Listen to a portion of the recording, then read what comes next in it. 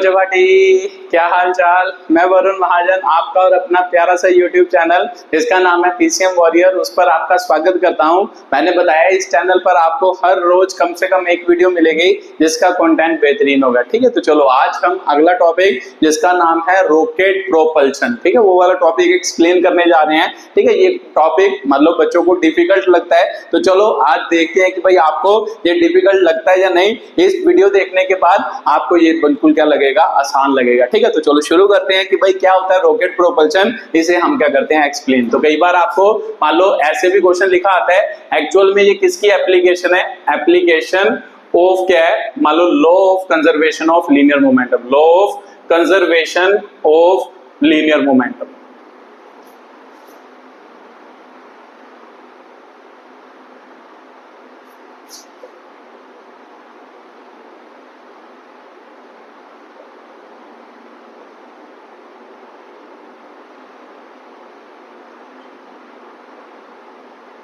ठीक है, कई बार ऐसे भी आता है कि भाई एक्सप्लेन वेरिएबल मास प्रॉब्लम। ठीक है, ये सभी इसके क्या है, नाम है। ठीक है, तो क्या मतलब इसका, मतलब क्यों, मतलब इसको law of conservation of linear momentum की एप्लीकेशन कहते हैं, या रॉकेट प्रोपल्शन मान लो किस पे डिपेंड करता है, वेरिएबल मास प्रॉब्लम क्यों कहते हैं। ठीक है, ये सारी चीजें वन बाय वन क्या करते हैं, एक्सप्लेन करते हैं। एक्चुअल में जो रॉकेट प्रोपल्शन है वो किसकी एप्लीकेशन है, law of conservation of linear momentum. पहले तो आपके दिमाग में क्लियर होना चाहिए क्यों होती है वो मैं बताता हूं आपको। आपके दिमाग में क्लियर होना चाहिए रॉकेट प्रोपल्शन किसका केस है, law of conservation of linear momentum, या फिर आप ऐसे भी कह सकते हो कि ये न्यूटन थर्ड लॉ की क्या है एप्लीकेशन, न्यूटन थर्ड लॉ भी इसमें भी क्या होता है, अप्लाई होता है। तो सिंपल सी बात है सर, ये न्यूटन थर्ड लॉ के अकॉर्डिंग भी है rocket propulsion, law of conservation of linear momentum के ऊपर भी ये मान लो कॉन्सेप्ट है। तो तीसरा, इसमें वेरिएबल मास क्या है, प्रॉब्लम भी कहते हैं, क्योंकि इसमें मास जो होता है वो कंटिन्यूसली क्या करता है, चेंज करता है। ठीक है, तो इसीलिए जब किसी का मास कंटिन्यूसली चेंज करे उसे हम क्या कहते हैं, वेरिएबल मास। सिंपल सी बात है, जो क्वांटिटी चेंज करे उसे क्या कहते हैं, वेरिएबल। तो इसे वेरिएबल मास प्रॉब्लम भी कहा जाता है। तो इसीलिए आपको क्लियर होना चाहिए रॉकेट प्रोपल्शन तीन चीजों का क्या है, मतलब तीन केस का क्या है, एक्सप्लेनेशन है, कॉम्बिनेशन है। एक न्यूटन थर्ड लॉ, दूसरा लॉ ऑफ कंजर्वेशन ऑफ क्या होगा, लीनियर मोमेंटम, तीसरा आपका क्या होगा, मान लो किसका application, law of conservation of linear momentum, और तीसरा न्यूटन थर्ड लॉ। ठीक है, तो आपको क्लियर होना जरूरी है। तो आप वन बाय वन इसको एक्सप्लेन करते हैं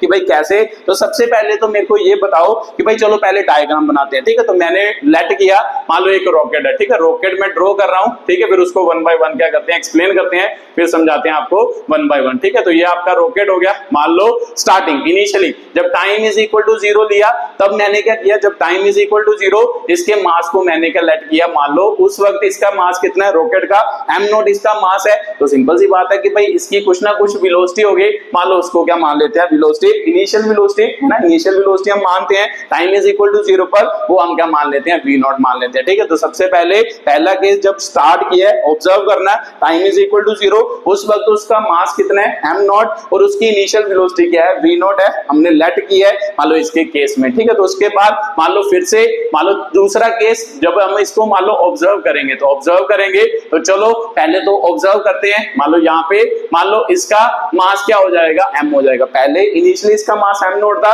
m0 मतलब सर मेरे को पता है एक्चुअल में रॉकेट है, रॉकेट के अंदर क्या होगा, फ्यूल भी होगा। तो जो m0 मैंने लिखा है वो किसका मास है, रॉकेट प्लस क्या है, फ्यूल, मतलब इन दोनों का क्या है, मास है। तो सिंपल सी बात है, जब रॉकेट ऊपर की तरफ उड़ता है तो आपको पता है कि इसके फ्यूल, इसके अंदर जो फ्यूल होता है वो बर्न होता है, बर्न होके क्या चल जाता है, कंटिन्यूसली खत्म हो रहा है। तो सिंपल सी बात है, इसका मास कंटिन्यूसली चेंज होगा, है ना। फ्यूल अगर बर्न हो रहा है तो इसका मास कंटिन्यूसली चेंज होगा। तो अगर इसका मास चेंज हुआ तो यहाँ पर m0 मास था, तो अब m0 तो नहीं होगा, मतलब कुछ टाइम के बाद, मान लो time is equal to t के बाद हमने जब इसको ऑब्जर्व किया, इसका मास कितना हो गया, मान लो m हो गया। m मतलब m0 से क्या होगा, कम होगा। क्यों होगा, क्योंकि मेरे को पता है फ्यूल कंटिन्यूसली क्या निकल रहा है, बाहर निकल रहा है। अगर फ्यूल बाहर निकलेगा तो मास कंटिन्यूसली डिक्रीज कर रहा है, तो मास डिक्रीज करेगा तो इसकी मास क्या हो गया, m हो गया। तो सिंपल सी बात है, अब आपके दिमाग में आएगा, अगर आपने इनिशियल वेलोसिटी सर v0 मानी है, अब इसकी वेलोसिटी क्या होगी, मतलब कोई वेलोसिटी चेंज होगी, मास चेंज हुआ तो वेलोसिटी भी चेंज होगी। हाँ, वेलोसिटी भी क्या होगी, चेंज होगी। क्यों होगी वो बात मैं करता हूं अभी। मान लो इसकी वेलोसिटी क्या हो गई, v हो गई, ठीक है। तो पहले v नॉट थी, m नॉट था, मास चेंज किया, क्यों किया वो तो आपको समझ आ रहा है, m हो गया, उसके साथ उसकी वेलोसिटी भी क्या की, चेंज की। अब क्यों की इसकी बात करते हैं कि भाई क्यों की, तो उसके बाद एक और डायग्राम ड्रॉ करते हैं। तो पहले क्यों की बात करते हैं कि भाई क्यों एक्चुअल में मान लो रॉकेट प्रोपल्शन को वेरिएबल मास प्रॉब्लम कहते हैं। ये तो बात आपको समझ आ गई, क्योंकि इसका मास कंटिन्यूसली चेंज कर रहा, क्योंकि जब फ्यूल जो होता है वो बर्न करेगा तो सिंपल सी बात है सर, इस रॉकेट का मास कंटिन्यूसली क्या कर रहा है, डिक्रीज कर रहा। तो अगर मास डिक्रीज कर रहा तो सिंपल सी बात है सर, मास कंटिन्यूसली चेंज कर रहा है, इसीलिए इसे क्या कहते हैं, वेरिएबल मास। वेरिएबल मास मतलब इसका मास कंटिन्यूसली क्या कर रहा, चेंज कर रहा। तो पहली बात तो ये क्लियर हो गई। उसके बाद law of conservation of linear momentum को क्यों ओबे करता है, या न्यूटन थर्ड लॉ क्यों लगता है, वो बात करते हैं कि भाई क्यों। तो सबसे पहले न्यूटन सेकंड लॉ क्या होता था, सेकंड लॉ है ना, second law according to Newton second law के अकॉर्डिंग सर हमें पता है कि भाई नेट एक्सटर्नल फोर्स है ना, नेट एक्सटर्नल फोर्स जो होती है वो इक्वल टू क्या होता है, मान लो चेंज इन मोमेंटम अपॉन क्या होता है, टाइम होता है। ये तो हमने पढ़ा। अब मेरे को बताओ कि जब मैंने आपको मान लो ये केस लिया, मान लो रॉकेट वाला, इस पर कोई एक्सटर्नली फोर्स लग रही है, जब रॉकेट ऊपर की तरफ जाता है उसको कोई धक्का मार रहा है बाहर से, तो आपका आंसर होगा सर नहीं, अंदर ही कुछ इंटरनल मतलब केमिकल चेंजेस होती हैं जिसकी वजह से रॉकेट क्या जाता है ऊपर की तरफ, बट उसके ऊपर तो एक्सटर्नल फोर्स तो कोई नहीं लग रही। तो मेरे को पता है सर नेट एक्सटर्नल फोर्स क्या है, जीरो है। तो सिंपल सी बात है, ये जीरो है तो ये भी जीरो होगा। तो इसका मतलब dp अपॉन dt क्या होगा, जीरो होगा। तो dp अपॉन dt जीरो, मतलब किसी चीज की डिफरेंशिएशन कब जीरो होती है, तो आपका आंसर होगा जब उसका मोमेंटम क्या होगा, कांस्टेंट होगा। तो सिंपल सी बात है, ये बात तो आपको समझ आई होगी। चलो इसकी बात करें तो इसका सर मेरे को पता है इस पर नेट फोर्स जीरो है, तो अगर नेट फोर्स जीरो है तो सिंपल सी बात है इसका मोमेंटम क्या होगा, कांस्टेंट होगा। अब मोमेंटम कांस्टेंट है तो मोमेंटम क्या होता है सर, m इंटू क्या होता है, v। इसका मतलब m इंटू v की वैल्यू ने क्या रहना है, हमेशा कांस्टेंट रहना है ना। m इंटू v मतलब कांस्टेंट, m इंटू v कभी भी चेंज नहीं करना। अब ध्यान से बात समझो, तो यहाँ पर मास क्या था, m नॉट, मान लो कांस्टेंट का मतलब क्या होता है सर, फिक्स। तो इसका मतलब मोमेंटम ने हमेशा क्या रहना है, फिक्स रहना है। इसका मतलब m इंटू v हमेशा क्या रहना है, कांस्टेंट रहना है। मोमेंटम की वैल्यू ने क्या रहना है, फिक्स रहना है। तो सिंपल सी बात है, पहले बात करें, मान लो एग्जांपल के तौर पे ले रहे हैं, मान लो यहाँ पर बात करें तो अगर इसका मास यहाँ पे m नॉट था तो इसकी वेलोसिटी v नॉट थी, इसका मोमेंटम क्या होगा, p होगा। तो मेरे को पता है कि सर इस पे नेट फोर्स क्या है, जीरो, इसके मोमेंटम ने चेंज नहीं करना। अगर दूसरा केस ले, ये तो फर्स्ट केस हो गया, फर्स्ट केस की बात, इसकी बात हो गई। अब इस केस की बात करें सेकंड केस, तो सेकंड केस में मोमेंटम चेंज करेगा। तो आपका आंसर होगा सर इनिशियली भी इस पर नेट फोर्स जीरो थे, इस पर कोई एक्सटर्नल फोर्स एक्ट कर रही है, नहीं कर रही, इसके ऊपर कोई एक्सटर्नल फोर्स एक्ट कर रही है, नहीं कर रही। तो इसका मतलब इसका मोमेंटम और इसका मोमेंटम क्या रहना चाहिए, सेम रहना चाहिए। अगर नेट फोर्स जीरो तो मोमेंटम हमेशा कांस्टेंट होता है, जो इसका मोमेंटम होगा वही इसका मोमेंटम होगा। तो इसका मतलब इसका मोमेंटम क्या होगा, मतलब p होगा, इसका मोमेंटम भी सेम टू सेम यही होगा, मतलब यही होगा, p का p ही होगा। मतलब अगर ये p है तो ये भी क्या होगा, p। इसका और इसका मोमेंटम क्या होगा, सेम होगा। तो सिंपल सी बात है, ये भी p होगा। अब ध्यान से समझो, मेरे को पता है इसका मास m नॉट था, बट मेरे को तो समझ आ रहा है, फील आ रहा है कि जब ये मान लो छोड़ेगा ना, फ्यूल छोड़ेगा, इसका मास डिक्रीज करेगा। तो सिंपल सी बात है, ये जो m लिखा है time is equal to t पर, उसका मास क्या होगा, मतलब मास क्या होगा, मान लो कम होगा। तो सिंपल सी बात है, मास अगर कम हुआ, मान लो इससे मास अगर कम हुआ तो सिंपल सी बात है सर, मेरे को पता है इन दोनों की प्रोडक्ट हमेशा क्या रहनी चाहिए, बराबर। यहां से एक और बात समझ लेते हैं, मान लो एग्जांपल के तौर पे ले रहा हूं, m नॉट की वैल्यू 2 हो, m नॉट की वैल्यू 2 हो, चलो 2 नहीं, m नॉट की वैल्यू अगर 5 हो, वेलोसिटी 2 हो, तो मोमेंटम कितना हुआ सर, 10 होगा। तो मेरे को पता है मोमेंटम ने तो 10 ही रहना है, इसका मतलब मोमेंटम तो इधर 10 ही रहेगा। अगर मोमेंटम 10 रहेगा, मास डिक्रीज कर रहा, मास डिक्रीज मतलब पहले मास कितना था, 5, अब वो क्या हो गया, कम हो गया। अगर मान लो कम हो गया तो कम का मतलब 5 से कम होगा, मान लो वो 4 हो गया, तो अगर वो 4 होगा तो वेलोसिटी की वैल्यू कितनी होगी कि भाई मोमेंटम क्या रहे, 10। तो आपका आंसर होगा सर वेलोसिटी बढ़ेगी मतलब अगर 2 है तो फिर 2 से ज्यादा होगी। इन दोनों की प्रोडक्ट कितनी आनी चाहिए, 10। क्यों, क्योंकि मोमेंटम ने हमेशा क्या रहना है, कांस्टेंट रहना है। जो इसका मोमेंटम है वही इसका मोमेंटम होगा, वही अगले का क्या होगा, मोमेंटम। तो सिंपल सी बात है सर, वेलोसिटी कितनी होनी चाहिए, 2.5 है ना, 2.5, तभी तो आंसर 10 आएगा। तो देखो ध्यान से, मास डिक्रीज किया, वेलोसिटी क्या कर गई, इंक्रीज कर गई। इंक्रीज मतलब वेलोसिटी बढ़ गई। तो सिंपल सी बात है सर, वेलोसिटी भी चेंज कर रही है। अब मेरे को फील आया कि भाई जब कभी भी रॉकेट वाला केस होगा, उसका मास कंटिन्यूअसली डिक्रीज करता जाएगा, उसकी वेलोसिटी वेलोसिटी कंटिन्यूअसली बढ़ती जाएगी। क्यों? क्योंकि मेरे को पता है कि भाई मोमेंटम क्या रहना है, कंजर्व रहना है। कंजर्व मतलब मोमेंटम कांस्टेंट रहना है, क्योंकि इसके ऊपर नेट फोर्स एक्ट नहीं कर रही। तो सर यही तो law of conservation of linear momentum होता था कि भाई कभी भी जब किसी सिस्टम के ऊपर, ये एक सिस्टम ही तो है, इसके मान लो ये रॉकेट हो गया, रॉकेट के अंदर फ्यूल, इसको हम क्या कहेंगे, एक सिस्टम। तो जब भी कभी एक सिस्टम होगा उस पर नेट एक्सटर्नल फोर्स जीरो होगी, तो सिंपल सी बात है उसका मोमेंटम कंजर्व रहना है, कांस्टेंट रहना है। तो उसका मोमेंटम कांस्टेंट है, तो मोमेंटम कांस्टेंट ही तो रह रहा है। तो इसका मतलब ये किसकी एप्लीकेशन है, Newton application of law of conservation of linear momentum है। तो ये यहां से आपको फील आया होगा कि भाई क्यों उसका मास चेंज कर रहा है, ये तो सामने दिखाई दे रहा है, वेलोसिटी को चेंज कर रही है। ये बात आपको समझ आई होगी, फीलिंग आई होगी कि भाई कैसे इसका क्या होता है, कॉन्सेप्ट होता है। ठीक है, तो ये बात तो क्लियर हो गई, अब मेरे को क्लियर हो गया। तो सर अगर मान लो तीसरा केस लेंगे, तो तीसरे केस में भी ऐसे ही होगा, उसका मास इससे भी कम होगा, है ना। तीसरे केस में मास और कम हो जाएगा, क्योंकि फ्यूल और बाहर निकलेगा और वेलोसिटी बढ़ जाएगी। वेलोसिटी क्या कर जाएगी, बढ़ जाएगी। इसका मतलब एक केस मैंने और क्या करना है, कंसीडर करना है। बट तीनों केस में मोमेंटम ने क्या रहना है, कांस्टेंट। मुझे पता है नेट एक्सटर्नल फोर्स तीनों केसेस में जीरो है, तो इसका मास मतलब मोमेंटम हमेशा क्या रहना है, कांस्टेंट। जितना इनिशियली था उतना ही क्या रहेगा फाइनली। इसे law of conservation of linear momentum कहते हैं। तो सर ये भी समझ आ गया कि भाई वेरिएबल मास प्रॉब्लम है। दूसरी बात भी समझ आ गई कि law of conservation of linear momentum को ये फॉलो कर रहा है। तीसरा न्यूटन्स लॉ को क्यों फॉलो कर रहा है, तो ये भी तो आपने पढ़ा, action and reaction and are equal and क्या होते हैं, ऑपोजिट। तो ध्यान से देखो कि जब रॉकेट उड़ता है उसके नीचे की तरफ वो क्या करता है, गैसेस को इजेक्ट करता है। तो इसका मतलब नीचे की तरफ वो क्या कर रहा है, एक फोर्स जनरेट कर रहा है। तो गैसेस इसके कांटेक्ट में है, तो नीचे की तरफ जितनी गैसेस निकल रही हैं उतनी ही फोर्स गैसेस इसको ऊपर की तरफ लगाएंगे। तो न्यूटन थर्ड लॉ भी तो वैलिड हो रहा है कि भाई नीचे की तरफ गैसेस मतलब फोर्स से, मतलब कितनी कुछ फोर्स से नीचे की तरफ जा रही हैं, उसी फोर्स से जब जहाज क्या करेगा, ऊपर की तरफ क्या करेगा, मूव करेगा। तो according to Newton third law action और रिएक्शन इक्वल एंड ऑपोजिट होता है। तो सिंपल सी बात है, गैसेस पर फोर्स नीचे की तरफ, तो वही फोर्स इसको ऊपर की तरफ क्या हो रही है, एक्सर्ट हो रही है। तो न्यूटन थर्ड लॉ भी यहाँ पर क्या हो रहा है, वैलिड हो रहा है। ठीक है, तो ये तीनों बातों आपको समझ आ गई होगी, इसीलिए वेरिएबल मास प्रॉब्लम भी कहते हैं, मान लो application of conservation of linear momentum भी कहते हैं, या application of Newton third law भी कहते हैं। ठीक है, ये बात मेरे को समझ आ गई। अगर इसका मोमेंटम p होगा, इसका भी p होगा, अगली डायग्राम बनाऊंगा उसका भी p होगा, इसका मास m। अगर आपको पूछा जाए किसका मास ज्यादा, इसका मास ज्यादा होगा, इसका मास कम होगा, तो इसकी वेलोसिटी कम होगी, इसका वेलोसिटी ज्यादा होगी, क्योंकि मास कंटिन्यूअसली डिक्रीज कर रहा, वेलोसिटी कंटिन्यूअसली इंक्रीज कर रही, क्योंकि मोमेंटम ने क्या रहना है, हमेशा कांस्टेंट रहना है। तो तीसरा केस बनाते हैं, मान लो तीसरे केस में ले लेते हैं सर। तीसरा केस हमने क्या कंसीडर किया, तो ध्यान से देखो कि भाई तीसरा केस, मान लो यहां से गैसेस क्या हुई, इजेक्ट हुई। तो मेरे को पता है सर, मेरे को पता है, मान लो अगर टाइम, पहला टाइम इज इक्वल टू 0, दूसरा time is equal to t, तीसरा हम ले लेते हैं टाइम इज इक्वल टू थोड़ा सा टाइम बढ़ाते हैं। मान लो टाइम कितना ले लिया, t प्लस क्या ले लिया, dt। थोड़ा सा मतलब बिल्कुल छोटा सा टाइम इंटरवल इंक्रीज किया, तो छोटा सा टाइम इंटरवल इंक्रीज किया, तो t प्लस कितना हो गया, dt हो गया। तो मेरे को पता है कि जब टाइम छोटा होगा तो मास, अगर मास इसका m होगा तो मास क्या होगा सर, कम होगा।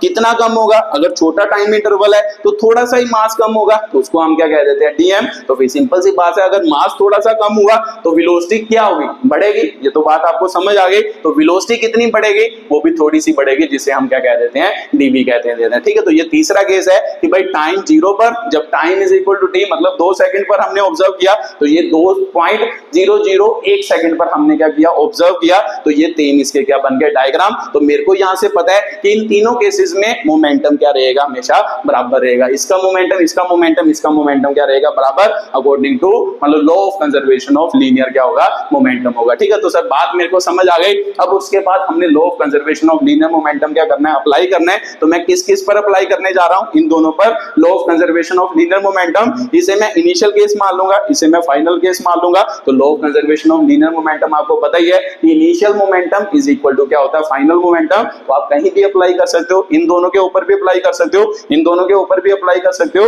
किसी के ऊपर भी law of conservation of linear momentum apply किया जा सकता है, क्योंकि इन सभी पर क्या होगा, नेट एक्सटर्नल फोर्स क्या है, 0 है। तो सिंपल सी बात है, मैं इन दोनों के ऊपर law of conservation of linear momentum apply करने लगा हूं, इन दोनों पर। ठीक है, तो चलो लिखते हैं सबसे पहले। तो लिखो यहां पर मोमेंटम है ना, मोमेंटम ऑफ क्या होगा, rocket, momentum of rocket at time t। ठीक है। मान लो टाइम t पर मोमेंटम ऑफ रॉकेट को p1 कह देते हैं, तो कितना मोमेंटम होगा रॉकेट का, मतलब एट टाइम t पर हमने कौन सा लिया सर, ये वाला केस लिया है, तो इसका मोमेंटम क्या है, मास कितना माना है m, तो वेलोसिटी कितनी मानी है v, तो सिंपल सी बात है सर इसका मोमेंटम क्या होगा, m इंटू क्या होगा, v होगा। तो यहाँ पर एक बात और है, मान लो अगर आपने मास रॉकेट का और वेलोसिटी रॉकेट की मानी है, तो सिंपल सी बात है गैसेस तो नीचे की तरफ जा रही है, गैसेस को अब इस केस में हमने गैसेस को भी इंक्लूड किया है, तो गैसेस नीचे की तरफ जा रही है, तो सर नीचे की तरफ उसकी कुछ ना कुछ वेलोसिटी हो गई, तो उसको क्या लिख लो, मान लो वेलोसिटी ऑफ गैसेस को v डैश मान लो, मैं इसको क्या मान रहा हूं v डैश, तो मेरे को पता है ये रॉकेट ऊपर की तरफ जा रहा है, वेलोसिटी किधर को जा रही है, नीचे की तरफ, ठीक है। तो ये पहला मोमेंटम हो गया rocket at time is equal to t। उसके बाद आगे लिखो मोमेंटम ऑफ क्या होगा, है ना, मोमेंटम ऑफ रॉकेट, ठीक है। दूसरा केस सर मैं कौन सा लूंगा, दूसरा केस तो मैंने अभी आपको बताया, मैं कंजर्वेशन किस पर लगा रहा हूं, इसको मैं इनिशियल मानूंगा, इसको मैं फाइनल मानूंगा, आप इसको भी कर सकते हो, मान के कर सकते हो, मतलब कुछ भी कर सकते हो। लॉ ऑफ कंजर्वेशन सभी बॉडीज के लिए क्या है, वैलिड है, हम ये दोनों को क्या कर रहे हैं, कंसीडर कर रहे हैं, ठीक है। तो मोमेंटम ऑफ क्या होगा, रॉकेट एट टाइम क्या होगा, तो इसके लिए टाइम कितना था, t प्लस डेल्टा t था, t प्लस क्या हो गया, dt हो गया, इस टाइम पर इसका मोमेंटम लिखो, इसको p2 कह देते हैं। तो सर मोमेंटम मतलब एक वेक्टर क्वांटिटी है, तो सबसे पहले तो रॉकेट, देखो रॉकेट का मोमेंटम लिखेंगे, तो सर रॉकेट का मोमेंटम क्या, mass of rocket into velocity of rocket, तो मास ऑफ रॉकेट कितना सर, m माइनस क्या हो गया, dm into velocity of rocket कितनी, v इनटू dv, ये तो हो गया रॉकेट का मोमेंटम। बट तीसरे केस में हमने क्या लिया, गैसेस को भी लिया है, तो ध्यान से देखो कि गैसेस की वेलोसिटी किधर को है, नीचे की तरफ, अगर इसका dm मास घटा होगा तो किसकी वजह से घटा होगा, तो आपका आंसर होगा सर dm मास किसकी वजह से घटा होगा, तो जो ये गैसेस निकली होंगी वो dn ही तो निकली होंगी, मतलब छोटी सी गैसेस का मास बाहर निकला होगा, जितनी गैसेस बाहर निकली होगी उतना इसका मास कम हो गया होगा, तो इसका मतलब गैसेस का मास कितना होगा, dm। तो हमने क्या लगाना है, पूरा ये सिस्टम है ना, ये सिस्टम है, लॉ ऑफ कंजर्वेशन मैंने समझाया था, सिस्टम का मोमेंटम कैसे लिखते हैं, मान लो मोमेंटम ऑफ क्या होगा, first body, momentum of plus momentum of दूसरा बॉडी, तो मुझे पता है सर मोमेंटम एक वेक्टर क्वांटिटी है, अगर इस डायरेक्शन को आप पॉजिटिव मान रहे हो तो इस डायरेक्शन को आपको क्या मानना पड़ेगा, नेगेटिव, तो ऊपर वाले को हम पॉजिटिव मानते हैं, नीचे वाले को नेगेटिव, इसका मतलब इसका मोमेंटम तो लिख लिया, अब इसका मोमेंटम भी तो लिखना पड़ेगा पूरे सिस्टम में, सिस्टम का मतलब क्या, रॉकेट प्लस क्या, गैसेस, तो सिंपल सी बात है रॉकेट प्लस गैसेस करना है। अब गैसेस का मोमेंटम लिखो, ऊपर की तरफ पॉजिटिव, ये पॉजिटिव हो गया, नीचे की तरफ क्या होगा, नेगेटिव, तो इसका मतलब माइनस क्या होएगा, dm इनटू क्या होएगा, v डैश होएगा, ठीक है। तो ये आपका क्या हो गया, फाइनल मोमेंटम हो गया, मतलब फाइनल मोमेंटम मतलब इसके लिए क्या हो गया, मोमेंटम। तो अब इसको सॉल्व करो, देखो ध्यान से क्या बन रहा है, p2 इज इक्वल टू, तो सर मेरे को पता है कि इसको या फिर यहाँ पे सीधा लिख लो, है ना, अकॉर्डिंग टू क्या होगा, लॉ ऑफ क्या होगा, लॉ ऑफ कंजर्वेशन, है ना, law of conservation of linear momentum. तो sir law of conservation of linear momentum हम कहां पर अप्लाई करते हैं, जहां पर नेट एक्सटर्नल फोर्स क्या होगी, जीरो। तो आपका आंसर होगा सर इसके ऊपर भी कोई एक्सटर्नल फोर्स एक्ट नहीं कर रही, इसके ऊपर भी नहीं कर रही, इसके ऊपर भी नहीं रह रही, बाहर से कोई भी फोर्स नहीं लग रही, अंदर से ही कोई फोर्सेस जनरेट हो रही हैं, तो बाहर से अगर नेट फोर्स जीरो हो, हम law of conservation of linear momentum apply कर सकते हैं। तो law of conservation of linear momentum क्या कहता था कि initial momentum is equal to final momentum होगा। तो इनिशियल केस हमने कौन सा माना ये, फाइनल केस हमने कौन सा माना ये, इन दोनों का मोमेंटम क्या होगा, बराबर। अगर इन दोनों पर नेट एक्सटर्नल फोर्स बराबर मतलब जीरो है, इस पर भी कोई एक्सटर्नल फोर्स नहीं है, इस पर भी कोई एक्सटर्नल फोर्स नहीं है, इसका मतलब इन दोनों का मोमेंटम क्या होगा, बराबर। तो लिखो जल्दी जल्दी, m इंटू वी हो गया is equal to p2, p2 की वैल्यू क्या है, m माइनस dm हो गया, तो यहाँ पे v प्लस क्या आ गया, dv माइनस क्या आ गया, इसको सीधा लिख लेते हैं, यहाँ पर क्या हो गया ना, v डैश आगे लिख लेते हैं, इंटू क्या आ गया, dm आ गया, ठीक है। तो ये हो गया, तो सर इसको लिखते हैं, आप जल्दी जल्दी खोलते हैं, तो देखो m इंटू वी हो गया, इसको मल्टीप्लाई करोगे इनके साथ, पहला क्या हो गया mv प्लस क्या हो गया m इंटू dv हो गया, इसको इसके साथ करोगे तो माइनस v आगे लिख लेते हैं, dm हो गया, है ना, v इंटू dm, तो माइनस क्या हो गया, dm इंटू क्या हो गया, dv, सॉरी dm इंटू क्या हो गया, dv हो गया, तो साथ में क्या आ गया, माइनस v डैश इंटू क्या आ गया, dm आ गया, ठीक है। तो ये बात तो मेरे को समझ आ गई, तो ध्यान से देखो ये इससे कट गया, तो सिंपल सी बात है, यहाँ पर आंसर क्या हो गया, जीरो, तो जीरो इज इक्वल टू क्या हो गया, m dv हो गया, माइनस v dm हो गया, तो माइनस dm dv dv हो गया, तो यहाँ पे क्या आएगा v डैश dm आएगा। ठीक है, तो ये बात भी मेरे को क्लियर हो गई। अब यहाँ पर आपको मैंने पीछे भी फिजिक्स में हम जनरली क्या करते हैं, जब मान लो क्या है छोटी छोटी चेंजेस होती हैं, जब मान लो आपको कहा जाए कि भाई कोई वैल्यू है 0.1, मान लो इसको 0.1 से मल्टीप्लाई करो, आंसर बताओ कि कितना होगा। तो ध्यान से देखो कि जब इसको मल्टीप्लाई करोगे आंसर क्या होएगा, 0.01 होएगा। तो सिंपल सी बात है सर, मेरे को पता है कि जब कोई छोटी चीज आपस में मल्टीप्लाई होती है, छोटी मतलब पॉइंट की चीज जब आपस में मल्टीप्लाई होती है तो वो और ज्यादा छोटी हो जाती है। तो ध्यान से देखो कि भाई d का मतलब क्या होता है सर, d का मतलब होता है बहुत छोटा, बहुत छोटा मतलब 0.00000 ऐसी चीजें।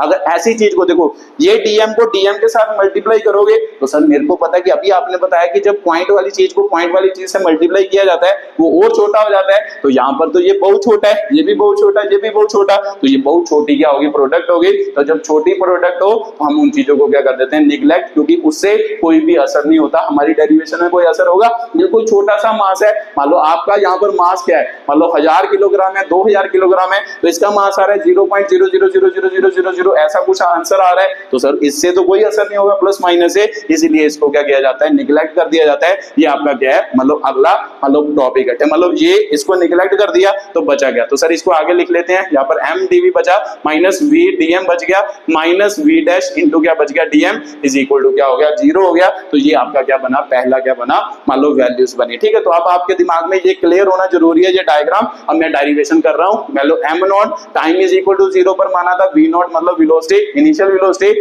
m मतलब कब माना है, time is equal to t, velocity v। तो ये जो m माइनस dm है, यहाँ v प्लस dv है, ये कब है, time is equal to t plus dt पर क्या है, ये डेरिवेशन है। ठीक है, तो आप इसे सॉल्व करते हैं जल्दी जल्दी और इसको क्या करते हैं, क्लियर करते हैं। ठीक है, तो ये बात आपको समझ आ गई होगी, इसको क्यों निगलेक्ट की है ये बात भी आपको समझ आई होगी। बस ये याद रखना है, ये डायग्राम को याद रखना है, क्योंकि ये चीजें बहुत इंपॉर्टेंट है, आगे भी क्या होंगे, यूज होंगे। ठीक है, तो सॉल्व करते हैं सर। उसके बाद ध्यान से देखो, देखो दोनों में से क्या निकल रहा है, dm कॉमन निकला है, बाहर निकाल लो। यहाँ पर क्या हो गया, m dv माइनस भी कॉमन निकाल दिया, माइनस बाहर निकला, ये दोनों प्लस के हो गए, dm भी बाहर निकाल दिया, तो अंदर क्या बचा sir, v dash plus v plus साथ में क्या आ गया, dm आ गया, इज इक्वल टू क्या हो गया, 0 हो गया। तो ध्यान से देखो, एक्चुअल में जो v डैश प्लस v बना है ये आपकी क्या बन रही है, रिलेटिव वेलोसिटी बन रही है। तो एक्चुअल में जब मान लो मैंने केस अभी आपको डिस्कस किया, मान लो रॉकेट वाला केस डिस्कस किया ना, ये वाला केस है ना, ये वाला केस डिस्कस किया, जब इसका मास माइनस dm था तो इसकी वेलोसिटी कितनी थी, v प्लस dv। तो गैसेस नीचे की तरफ थी, उसका मास कितना था, dm, और नीचे की तरफ उसकी वेलोसिटी हमने कितनी मानी थी, v डैश। ध्यान से देखो कि ये वाली वेलोसिटी एक्चुअल में किसने ऑब्जर्व की है, मान लो ये वाली जो वेलोसिटी ली है, ये वेलोसिटी किसके विद रिस्पेक्ट टू है, मान लो ऑब्जर्वर जो किस पर है, अर्थ पर प्रेजेंट है, ये ऑब्जर्वर है जो अर्थ पर प्रेजेंट है, ये उसकी वेलोसिटी है। तो मैंने आपको पहले भी बहुत बार बताया कि भाई बट डिपेंड करता है आप किसी चीज को कहां से ऑब्जर्व कर रहे हो।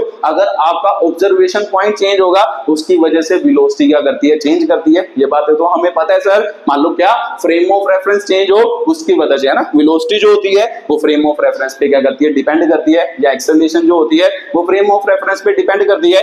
अगर मान लो ऑब्जर्वर अर्थ पे होगा तो उसे गैसेस की वेलोसिटी इतनी दिखाई दे रही है, ये एक्चुअल में किसकी वेलोसिटी है, मतलब गैसेस की वेलोसिटी है विद रिस्पेक्ट टू क्या है, ऑब्जर्वर। तो ध्यान से देखो यहाँ पे क्या बना, v डैश प्लस v बना, तो v किसकी वेलोसिटी है, v तो रॉकेट है ना। पिछला केस जो हमने डिस्कस किया, इससे पहला केस वो क्या था, मान लो v किसकी वेलोसिटी थी, रॉकेट की, और मास m था, तो ये रॉकेट की वेलोसिटी है, ये किसकी वेलोसिटी है, मान लो गैसेस, देखो ये गैसेस की वेलोसिटी है, ये रॉकेट की वेलोसिटी है, तो इसका मतलब ये प्लस माइनस हो रही है। तो ये मेरे को तो फील आ रहा है सर कि जब प्लस माइनस होती है ये तो रिलेटिव वेलोसिटी का कांसेप्ट हो रहा है। तो सिंपल सी बात है, यहाँ पर क्या लगेगा, रिलेटिव वेलोसिटी। अब मान लो मैंने वी एक लेट की टर्म क्या है, वेलोसिटी है ना, वेलोसिटी ऑफ क्या होगी, ejected, velocity of ejected gases with respect to क्या हो गया, रॉकेट हो गया। ठीक है, तो जिसे मैंने क्या लेट कर लिया, मान लो क्या लेट कर लिया, मान लो वी आर लेट कर लिया। तो ध्यान से देखो, अगर वी आर लिखें, ये क्या है, V are relative velocity of क्या होगा, मान लो ejected gases with respect to rocket. तो सर मेरे को पता है कि इसका फॉर्मूला क्या होता था, रिलेटिव में हमने पढ़ा है, वेलोसिटी ऑफ क्या होगा इसका फॉर्मूला क्या होगा, वेलोसिटी ऑफ क्या होगा, मान लो गैस है ना, वेलोसिटी ऑफ गैस माइनस क्या होगा, वेलोसिटी ऑफ रॉकेट, ऐसे लिख लेते हैं। तो मेरे को पता है कि sir we are relative velocity of rocket with respect to क्या होगा, sorry ejected gases with respect to rocket. Velocity of gases हमने कितना माना था, अभी आपने बताया सर v डैश ही माना था, गैसेस की वेलोसिटी को v डैश माना था, v डैश माइनस रॉकेट की वेलोसिटी को हमने कितना माना है, v हमने क्या माना है, रॉकेट की वेलोसिटी को माना। तो सिंपल सी बात है सर, रॉकेट की वेलोसिटी v और गैसेस की वेलोसिटी क्या है, v डैश। तो ये तो मेरे को पता है सर, मेरे को पता है कि जो गैसेस थे, ध्यान से देखो, वेलोसिटी एक वेक्टर क्वांटिटी है, इसकी डायरेक्शन नीचे की तरफ थे, इसकी डायरेक्शन किसकी तरफ थी, ऊपर की तरफ थी। तो सिंपल सी बात है सर, ये नीचे की तरफ होगी, तो ये कहां होगी, ऊपर की तरफ। अगर ये नीचे की तरफ है, ये ऊपर की तरफ है, इसका साइन पॉजिटिव लेंगे तो इसका साइन उसके विद रिस्पेक्ट टू क्या होगा, नेगेटिव। तो सिंपल सी बात है, यहां पर क्या आएगा, माइनस आएगा ना, माइनस v डैश हो गया, माइनस क्या हो गया, v हो गया। तो सिंपल सी बात है, माइनस v डैश माइनस क्या हो गया, v। तो इसको कॉमन निकालो, देखो v r is equal to minus common v dash plus क्या हो गया, v हो गया। तो सिंपल सी बात है सर, रिलेटिव वेलोसिटी किसके बराबर आई, ये कौन सी वेलोसिटी है, velocity of ejected gases with respect to क्या है, रॉकेट। तो velocity of ejected gases with respect to rocket, minus common निकाला, v डैश प्लस क्या बन गया, v बन गया। तो सिंपल सी बात है सर, इसकी जगह पर हम क्या लिख सकते हैं ना, जब इसको लिखें, आप देखो ध्यान से, एम डी वी, मान लो इसको हम ऐसे भी लिख सकते हैं, प्लस माइनस है ना, plus minus v dash plus v into क्या लिख सकते हैं, dmv लिख सकते हैं, इक्वल टू 0। तो ध्यान से देखो कि सर मेरे को पता है कि ये पूरी वैल्यू किसके बराबर है, vr के बराबर है। तो लिख दो mdv प्लस कितना हो गया है ना, इसकी जगह पर vr आ गया, dm आ गया, इज इक्वल टू 0। अब आपके दिमाग में क्लियर होना चाहिए कि भाई vr का मतलब क्या है, ये बात आपके दिमाग में कॉन्सेप्ट क्लियर होना चाहिए। तो ठीक है, तो ये बात तो मेरे को क्लियर हो गई। अब इसे क्या करना है, यूज करना है, इसे सॉल्व करना है। तो सर इसको लिख सकते हैं mdv is equal to minus vr into क्या लिख सकते हैं, dm। ये इक्वेशन मैं आगे भी यूज करूंगा, इसीलिए मैंने प्रूफ तो करके बता दिया है, ठीक है। जब मैंने आपको थ्रस्ट समझाना है, ये उसमें भी यूज करनी है, इसीलिए इस इक्वेशन को मैं क्या लिख लेता हूं, ऊपर लिख लेता हूं। तो फिर उसके बाद इसको क्या करते हैं, सॉल्व करते हैं और इस डेरिवेशन को क्या करते हैं, कंप्लीट। तो देखो ध्यान से, इसको मैं ऊपर लिख रहा हूं, क्यों लिख रहा हूं ये भी आपको समझ आएगा, ये याद रखना है, ठीक है। तो ये मान लो इक्वेशन है जो हमने थ्रस्ट में भी क्या करनी है, यूज करनी है। तो थ्रस्ट मैं बाद में समझाता हूं, पहले इसकी डेरिवेशन निकालें, इसकी वेलोसिटी की वैल्यू निकालें। तो सर मेरे को ये समझ आ गया। अब देखो ध्यान से, dm आ गया, मेरे को पता है dv आ गया, तो क्यों ना m वाले इकट्ठे करें, तो v वाले इकट्ठे करें। तो इधर आपका क्या आ गया ना, इधर क्या आ गया, dv आ गया, तो इधर माइनस vr आ गया, तो dm अपॉन कितना आ गया ना, dm अपॉन कितना आ गया, m आ गया। तो सर ये मेरा क्या आया, dv is equal to minus vr, dm upon क्या आ गया, m आ गया। तो ये मेरी क्या बन गई, वेलोसिटी बन गई है ना, वेलोसिटी, ये मेरा क्या बन गया, एक्सप्रेशन। तो एक्चुअल में ये मतलब क्या होता है, बहुत छोटा सा वेलोसिटी, छोटी सी वेलोसिटी, ये मतलब क्या है कि जब छोटा सा मास चेंज किया, उसमें वेलोसिटी कितनी आई, छोटी सी वेलोसिटी चेंज आया। तो सिंपल सी बात है सर, हमने तो ऑब्जर्व करना होता है पूरा मोशन। तो मेरे को पता है कि जब भी कभी फिजिक्स में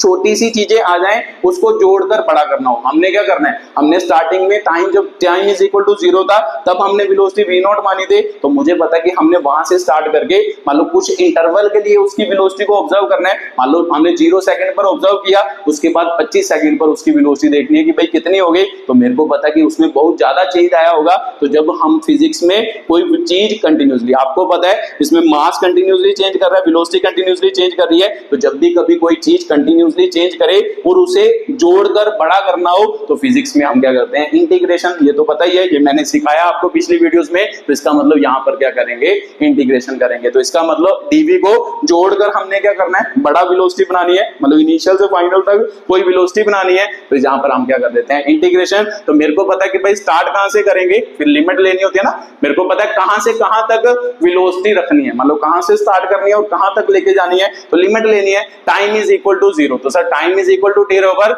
लिमिट मेरे को पता है कि किसकी लेनी होती है, इन दोनों की लेनी होती है। तो टाइम इज इक्वल टू 0 पर वेलोसिटी कितनी थी, तो sir time is equal to 0 पर वेलोसिटी आपने कितनी मानी थी डायग्राम में, v नॉट मानी थी, है ना। डायग्राम आपको याद होगा, 3 डायग्राम बनाई मैंने, यहाँ पर m नॉट, तो यहाँ पर क्या आई थी, v नॉट आई थी, यहाँ पर है ना, यहाँ पर उसकी वेलोसिटी कितनी मानी थी, v नॉट, पहला केस m नॉट और v नॉट थी, यहाँ पर m थी और यहाँ पर क्या थी, वेलोसिटी dv थी, v थी। तो यहाँ पर m मास कितना था, m माइनस dm, यहाँ पे वेलोसिटी कितनी थी, v माइनस dv। तो इनिशियली कितनी थी यहाँ पर, तो sir initially velocity time is equal to 0 पर v नॉट, तो मास कितना था सर, m नॉट था। तो इसका मतलब m नॉट आ गया। तो मान लो time is equal to t मतलब कुछ टाइम के लिए ऑब्जर्व करना है। तो जो टाइम इज इक्वल टू, ये किसके लिए था, t के लिए, ये किसके लिए था, t 0 के लिए। तो time is equal to t पर उसकी वेलोसिटी कितनी है सर, वेलोसिटी v के बराबर है और उसका मास कितना है m is equal to m के क्या है बराबर है। तो बाय यूजिंग दिस लिमिट है ना, यहां से स्टार्ट करना है,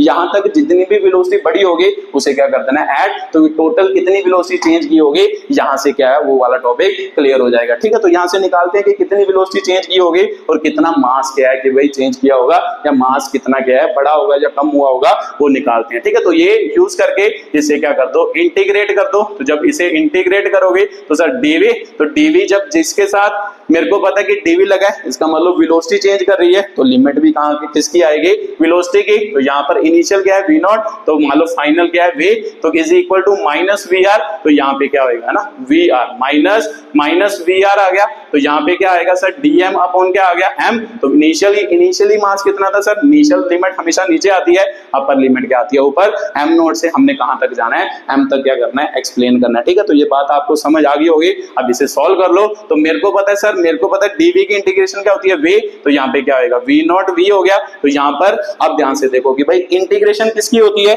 मतलब हमेशा इंटीग्रेशन किसकी होती है, इसकी होती है ना, इसकी इंटीग्रेशन होती है, इसके विद रिस्पेक्ट टू इंटीग्रेशन होती है। तो सिंपल सी बात है dm के विद रिस्पेक्ट टू कौन चेंज करेगा, मास चेंज करेगा। dm के विद रिस्पेक्ट टू कौन चेंज करेगा सर, मास ही चेंज करेगा, ऑब्जेक्ट का मास क्या करेगा चेंज। तो सर रिलेटिव वेलोसिटी जो होगी वो तो कांस्टेंट होगी, तो इसे बाहर निकाल लेते हैं, माइनस वी आर बाहर निकल गया, यहाँ पर क्या आ गया dm अपॉन m, मतलब मास चेंज करेगा, मतलब इसके विद रिस्पेक्ट टू कौन चेंज करेगा मास, तो वी आर उसके विद रिस्पेक्ट टू क्या होगा कांस्टेंट होगा। ठीक है, तो उसे हमने क्या कर लिया बाहर निकाल लिया, वी आर क्या निकल गया बाहर। अब इसे क्या करना है सॉल्व करना है, तो सॉल्व करके जो वैल्यू निकलेगी वो आपका क्या होगा रिजल्ट। तो चलो बनाते हैं, मान लो ये केस अपने दिमाग में रखना है, तो चलो ये केस तो वैसे मैंने समझा ही दिया, बट फिर भी अपने दिमाग में रखना है ये रॉकेट वाला केस। ठीक है, तो चलो अब इसको सॉल्व करते हैं। तो सर मेरे को पता है कि इनिशियल लिमिट माइनस है ना, इसमें v में v भरना है, v तो v भरा और माइनस क्या हो गया v नॉट हो गया। तो सिंपल सी बात है सर, इधर चलते हैं, इधर क्या हो गया सर dm, तो इसमें इनिशियल लिमिट तो फाइनल लिमिट भी आएगा, इसकी इंटीग्रेशन क्या होती है dm अपॉन m। तो ये भी मैंने आपको इंटीग्रेशन में समझाए थे सारे फॉर्मूले, इसकी क्या होती है नेचुरल लॉग है ना, ln नेचुरल लॉग क्या होती है m होती है, ये इसकी इंटीग्रेशन का फॉर्मूला है, m नॉट माइनस क्या m नॉट से m आ गया। तो सिंपल सी बात है sir v minus v naught is equal to क्या आया माइनस वी आर। तो इसको मेरे को पता है upper limit minus lower limit, तो यहां पर क्या आएगा नेचुरल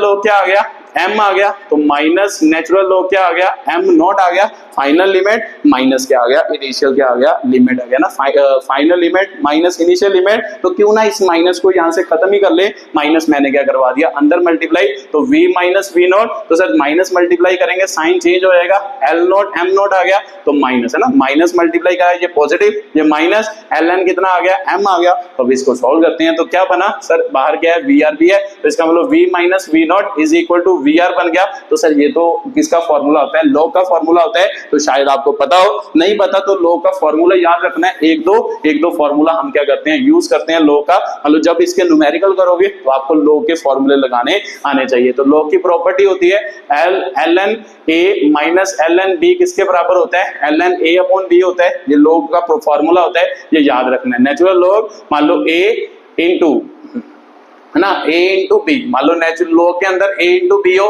इसको हम कैसे लिख सकते हैं नेचुरल लॉग, मान लो या फिर ऐसे हो, सिंपल सी बात है, मान लो ऐसे हो ln a इंटू क्या हो ln b हो, तो इसको कैसे लिखा जा सकता है ln a इंटू क्या लिखा जा सकता है b लिखा जा सकता है। एक फॉर्मूला और होता है ln m raise to power n होगा, तो इसे कैसे लिख सकते हैं, ये पावर जो होती है वो आगे आ जाती है n इंटू ln है ना, नेचुरल लॉग, ln का मतलब नेचुरल लॉग क्या होगा m होगा। उसके बाद सर ये फॉर्मूला यूज होता है, तो जनरली ये तीन फॉर्मूले क्या करते हैं हम यूज करते हैं, किसमें लॉग में क्या करते हैं यूज करते हैं। ठीक है, तो मैं कौन सा यूज कर रहा हूं ध्यान से देखो, मेरे को पता है लॉग मतलब natural log a minus natural log b को कैसे लिखा जा सकता है, natural log a upon b, तो a का काम कौन कर रहा है m नॉट, b का काम कौन कर रहा है m, तो सर ln क्या होगा m नॉट अपॉन क्या होएगा m होएगा। तो ये आपका क्या बना फॉर्मूला बना। तो ये मान लो फॉर्मूले आपने लिख लेने हैं, ये उसकी प्रॉपर्टी होती है, लॉग की क्या होती है प्रॉपर्टी होती है। ठीक है, तो चलो मान लो उसके बाद सर एक फॉर्मूला तो ये बना, उसके बाद इसे और लिख लो, v इज इक्वल टू ये माइनस है, उधर जाके क्या होगा प्लस का, तो vr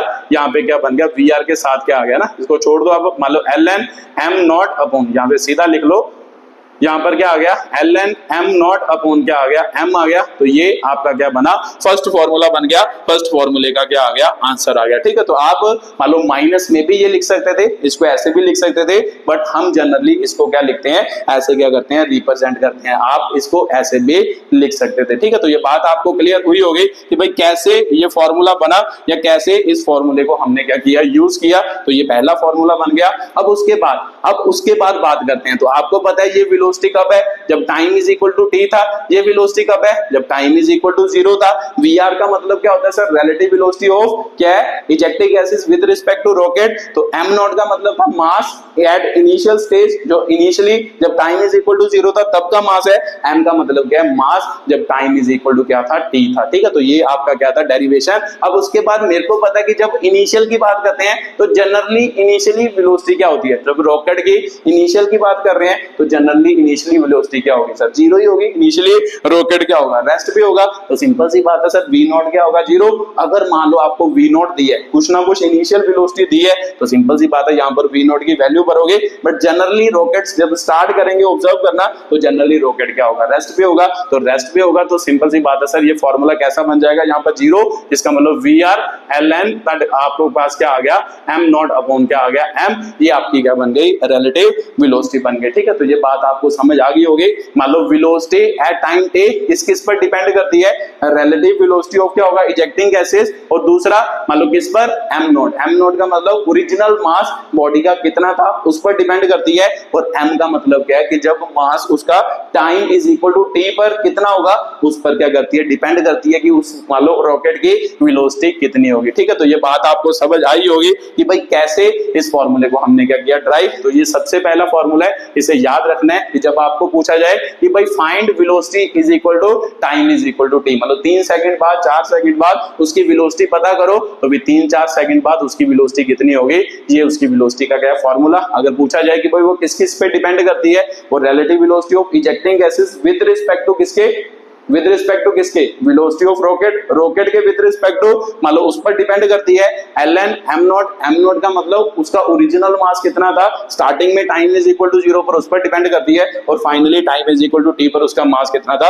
उस पर क्या करती है डिपेंड करती है। ठीक है, तो चलो मान लो ये बातें तो आपको क्लियर हो गई। उसके बाद एक फॉर्मूला और आता है कि भाई जरूरी थोड़ा है कि जब मान लो ये मास है ना, ये मास को हमने लिखना चाहें, मान लो ये मास को हम क्या है मान लो और तरीके से लिखना चाहें, कैसे लिख सकते हैं वो लिखते हैं जल्दी जल्दी। तो उसके बाद मान लो लिख सकते हैं हम, इसे हम क्या लिखते हैं, मान लो इफ द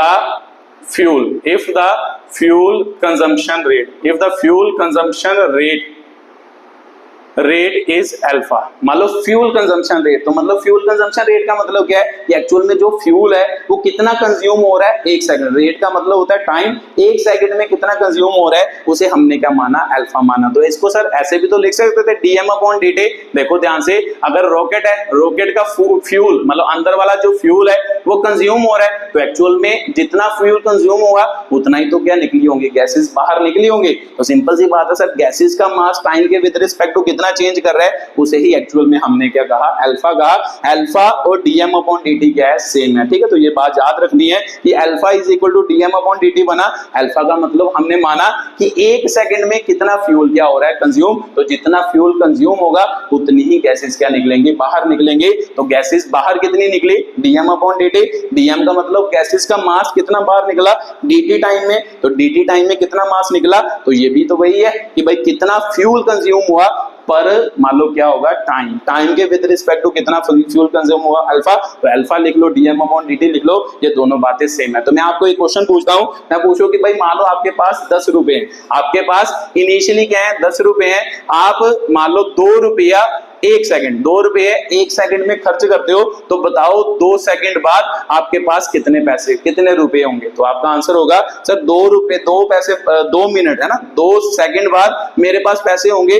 1 सेकंड में अगर मैं 2 रुपए खर्चता हूं, 2 सेकंड में कितने खर्चूंगा 4 रुपए, और 4 इसमें से घटाऊंगा तो 6 रुपए बचेंगे। तो एक्चुअल में आपने क्या किया, मान लो टोटल जितने रुपए थे है ना, टोटल जितने रुपीस थे उसमें से क्या किया माइनस किया जितनी रेट से आप कितनी रेट से पैसे खर्च रहे हो 1 सेकंड में इतने, तो रेट मतलब जितनी भी रेट से पैसे खर्च रहे हो इनटू आपने क्या किया टाइम। तो देखो ध्यान से यही आंसर निकला ना, आपका आंसर क्या आया था 6। तो यहां से निकाल के देखो कि भाई कितने पैसे रुपए बचे, रुपीस बचे। तो जब बचे का आंसर क्या आया था, टोटल मेरे पास 10 थे, माइनस कितनी रेट से खर्च रहा हूं 2 से, तो कितने टाइम के लिए खर्चे 2 के लिए, इसका मतलब 10 माइनस 4 इज इक्वल टू क्या हो गया 6, इसका मतलब 6 रुपए मेरे पास बचे, है ना। यही केस मैंने पूछा था। तो सिंपल सी बात है, यहां पर भी यही हो रहा है। अगर फ्यूल मान लो क्या है 1 सेकंड में, मान लो कुछ टाइम में इतना कंज्यूम हो रहा है, तो मेरे को पता है कि भाई अगर 1 सेकंड में इतना कंज्यूम हो रहा है, तो इनिशियली ये बात आपको समझ आई होगी, आपके पास टोटल 10 रुपए थे, मान लो आपने 1 सेकंड में 2 रुपए खर्चे,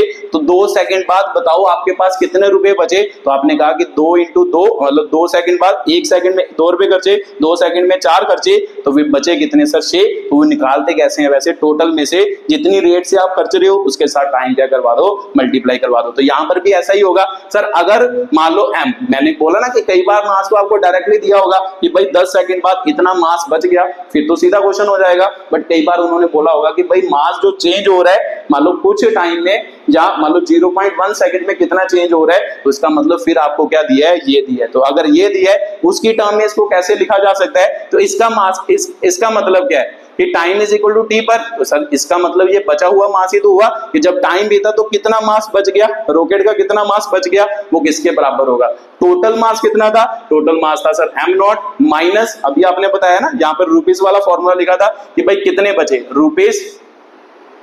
रुपीस बचे, तो कितने बचे रुपीस, तो आपने बताया कि सर टोटल रुपीस कितने थे, है ना, टोटल रुपीस कितने थे माइनस जितनी रेट से खर्चे इनटू टाइम। तो सिंपल सी बात है सर, मेरे पास t is equal to T पर कितना मास बचा वो किसके बराबर होगा, टोटल मास। ओरिजिनली कितना मास था, कितनी रेट से खर्चे, तो रेट का मतलब ये हो तो दोनों बातें सेम है, तो इसका मतलब माइनस अल्फा लिख लो, dm अपॉन dt लिख लो, दोनों बातें क्या है सेम है। ठीक है, तो आप dm अपॉन dt भी लिख सकते हो, या फिर dm अपॉन dt लिख लो, dm अपॉन dt इनटू क्या हो गया, मतलब कितने टाइम के लिए, कितने टाइम के लिए आपने मान लो क्या है, मान लो कितना टाइम लगा, तो time is equal to T, है ना, टाइम कितने बाद देख रहे हो, time is equal to T के बाद ही तो ये मास बचा, तो सिंपल सी बात है इनटू क्या होगा टी होगा। इसका मतलब इसकी जगह पर हम ऐसे भी लिख सकते हैं। तो सिंपल सी बात है, एक और फॉर्मूला बन गया कि जब आपको क्या दिया होगा, जब आपको ये नहीं दिया होगा कि ये तो तब लगा सकते हो जब आपको दिया होगा 20 सेकंड बाद उसका कितना मास बचा, इतना बचा, बट आपको अगर बोला हो कि भाई 0.1 सेकंड में इतना मास उसका क्या हो रहा है, कंज्यूम हो रहा है, तो फिर सिंपल सी बात है सर इसकी वैल्यू थोड़ा ना गिवन है, तो फिर इसको किस में कन्वर्ट करना पड़ेगा, इसमें। तो इसका मतलब 0.1 सेकंड बाद उसका मास कितना कंज्यूम हो रहा है उसको हमने ये मान लिया, तो वहां से इसकी वैल्यू क्या बनी, ये बनी, तो हम यहाँ पर ये भी लिख सकते हैं। तो इसका मतलब ये फॉर्मूला चेंज कर दो, अब मान लो ये फॉर्मूले की जगह पर हम ये भी लिख सकते हैं। तो v इज इक्वल टू क्या होगा, v are ln m naught, तो m नॉट रहा, m की जगह पर अगर 1 सेकंड मतलब कुछ टाइम में कितना कंज्यूम हो रहा है इस टर्म में आपको मास दिया हो, तो उसको हम ऐसे भी लिख सकते हैं minus dm upon dt into क्या हो गया टाइम, ये आपका क्या निकल गया, मान लो वेलोसिटी की वैल्यू निकल गई। ठीक है, तो ये बात भी आपको समझ आई होगी। ये आपका अगला टॉपिक था, अगले टॉपिक की क्या थी, एक्सप्लेनेशन थी। तो ठीक है सर, ये भी मेरे को क्लियर हो गया। अब उसके बाद एक और फॉर्मूला है, उसे हम क्या करते हैं, एक्सप्लेन करते हैं। मान लो 2 फॉर्मूले हो रहे हैं, एक बर्न आउट क्या होती है, स्पीड होती है, एक क्या होती है, थ्रस्ट होती है। ठीक है, तो लिखो जल्दी जल्दी। मान लो सबसे पहले क्या है, burn out speed, burn out speed of क्या होगी, रॉकेट होगी। ठीक है, burn out speed of rocket. तो burn out speed of rocket का मतलब क्या है कि जब उसके अंदर सारा फ्यूल क्या हो जाए, खत्म हो जाए। तो सिंपल सी बात है, अगर रॉकेट के अंदर सारा फ्यूल खत्म हो जाए, रॉकेट के अंदर सारा फ्यूल खत्म हो जाए, तो सिंपल सी बात है क्या बचा, सिर्फ बाहर वाला हिस्सा ही बचा, जिसे हम कंटेनर कहते हैं। कंटेनर प्लस फ्यूल करेंगे तभी तो रॉकेट का मास बना, तो सिंपल सी बात है वो m नॉट हुआ। बट जब मान लो फ्यूल सारा खत्म हो गया तो क्या बच गया, बाहर वाला हिस्सा लोहा बच गया, बाहर जो लगा है, तो इसका मतलब उसको हम क्या कहते हैं, कंटेनर। तो पहले तो इसकी डेफिनेशन लिख लो, the speed acquired by rocket when whole fuel is burn out. ठीक है, मतलब उस टाइम पर उसकी स्पीड कितनी होगी, जब उसके अंदर पूरा फ्यूल जो होगा वो खत्म हो चुका होगा, उसे हम क्या कहते हैं, बर्न आउट क्या कहते हैं, स्पीड कहते हैं। तो ऐसा क्वेश्चन भी आपको पूछा जा सकता है न्यूमेरिकल। तो मेरे को पता है कि सर मेरे कौन कौन से फॉर्मूले आए, एक v इज इक्वल टू मान लो V are ln m naught upon m आया, m मेरे को पता है एक फॉर्मूला आया vr ln m naught upon क्या आया m नॉट माइनस मान लो dm अपॉन dt इंटू क्या आया t आया। तो ये तब आएगा जब मान लो आपको टाइम कंज्यूमिंग क्या दी होगी, रेट दी होगी। उसके बाद तीसरा मेरे को पता है कि बर्न आउट स्पीड का मतलब क्या है कि जब सिर्फ क्या बचा होगा, मास किसका बचा होगा, मतलब मास किसका बचा होगा, सिर्फ कंटेनर का बचा होगा। तो ध्यान से देखो कि भाई ये वाला फॉर्मूले को मतलब बनाए, इसको हम क्या कहते थे वीबी, वीबी का मतलब burn out speed, burn out speed का मतलब क्या, the speed acquired by the rocket when whole fuel is क्या होगा बर्न आउट, मतलब उसके अंदर जितना भी फ्यूल है वो खत्म हो गया, उस टाइम पर जो रॉकेट की मान लो क्या होगी स्पीड होगी, उसे हम क्या कहते हैं बर्न आउट क्या कहते हैं, स्पीड कहते हैं। तो फिर बर्न आउट स्पीड किसके बराबर सर, यहाँ पर रिलेटिव वेलोसिटी वो तो वी आर रही, पर चेंज किस पे आया होगा, तो initial mass m not, initial तो इनिशियल रहा होगा, तो ये वाला मास चेंज किया होगा। एक्चुअल में ये मास कब है, जब time is equal to t हुआ। तो सिंपल सी बात है वो क्या बोल रहा है कि जब मान लो इसका पूरा मास क्या हो गया, मतलब फ्यूल जो हो गया बर्न हो गया, तो सिंपल सी बात है सर ये वाला मास फिर किसके बराबर हो गया होगा, सिर्फ मास ऑफ कंटेनर है ना, इसे हम क्या कहेंगे कंटेनर। कंटेनर मतलब जो सिर्फ बाहर वाला हिस्सा है वही मास रह गया। ये मतलब क्या होता था, ये मतलब होता था time is equal to T पर उसका मास कितना है, तो time is equal to T पर उसका मास क्या होगा सर, वो कंटेनर भी होगा, उसके अंदर कुछ ना कुछ फ्यूल भी होगा, उन दोनों की प्लस का मास है। बट मेरे को पता है कि मैं बर्न आउट स्पीड निकाल रहा हूं, तो बर्न आउट का मतलब होता है कि ये वाला मास मतलब इसके अंदर फ्यूल खत्म हो गया। अगर फ्यूल खत्म हो गया तो क्या रह गया होगा, कंटेनर रह गया होगा, बाहर वाला लोहे वाला हिस्सा रह गया होगा। तो लोहे वाला जब हिस्सा रह गया तो एम की जगह पर हम क्या लिखेंगे एम सी मतलब मान लो ये क्या होगा मास ऑफ क्या होगा कंटेनर, ये आपकी क्या हो गई बर्न आउट क्या हो गई स्पीड हो गई। ठीक है, तो ये भी क्वेश्चन आपको पूछा जा सकता है कि भाई बर्न आउट स्पीड कितनी होती है, तो बर्न आउट स्पीड मतलब आपको मास ऑफ कंटेनर दिया होगा, तो दूसरा m नॉट ओरिजिनल मास दिया होगा, रिलेटिव वेलोसिटी की वैल्यू गिवन होगी। ठीक है, तो ये आपका अगला फॉर्मूला हो गया, अगले फॉर्मूले की एक्सप्लेनेशन हो गई। उसके बाद एक और चीज यहां पर आती है जिसे हम क्या कहते हैं थ्रस्ट कहते हैं। तो थ्रस्ट का लिख लो, हेलो अगला टॉपिक है थ्रस्ट ऑन क्या हो गया ऑन द रॉकेट।